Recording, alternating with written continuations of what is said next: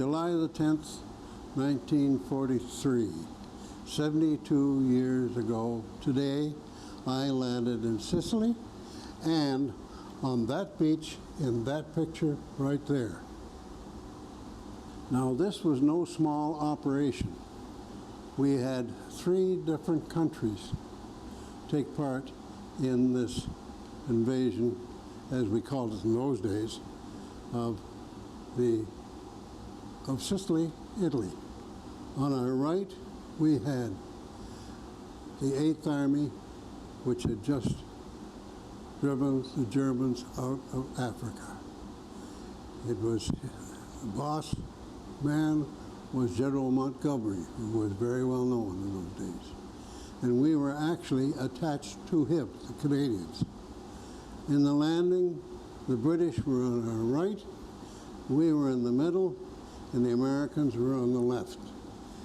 And as I recall, the invasion covered about 60 miles, which was in those days, of the beachfront. Altogether, there were 100,000 troops who took part in the invasion of Sicily. Also, if you have to realize that all those people, all those troops, all that military equipment had to be brought there by ship. And counting the small landing craft, etc., and the big ships, and the Navy ships, and so on and so forth, there were 3,000 ships took part in this invasion. Now that's probably comparable to D-Day a year later. However, we did not have the opposition that they had in France. The opposition for our landing was relatively small. We did have casualties. They certainly were nowhere near what they had on the D-Day front, but we had casualties. And strangely enough, although ours were small, the Italians who were defending lost a lot.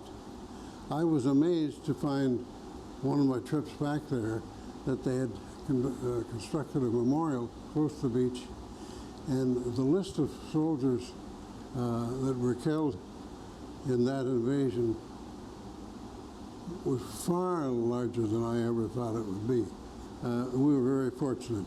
After our landing, of course, we had things to do. We had objectives that were given to us. And our main objective of our regiment, the RCRs, was the airfield, which was just outside the town of Pachino. And we captured the airfield with the loss of life, and took the airfield, had it under control, I guess, by shortly after noon that first day. And during that first day, one of the private soldiers in our unit won the Distinguished Conduct Medal, which is a pretty good piece of equipment, let me tell you. The only one given in that time at all. It was something pretty spectacular, and that's why I got it. Now, the day went rather uneventfully, other than the sporadic firing that took place. And during the course of the day, we dug slip trenches so that if there was a counterattack, we would be looked after properly. We hadn't slept for probably over 2 days, starting early in the dark to get off the ships into the small landing craft, etc., etc., the landing and everything else. So a good 2 days at least.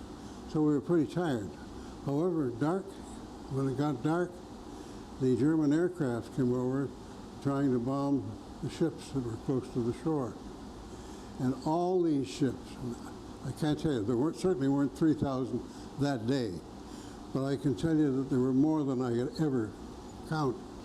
And all these ships sent up anti-aircraft fire against these planes that were trying to bomb them.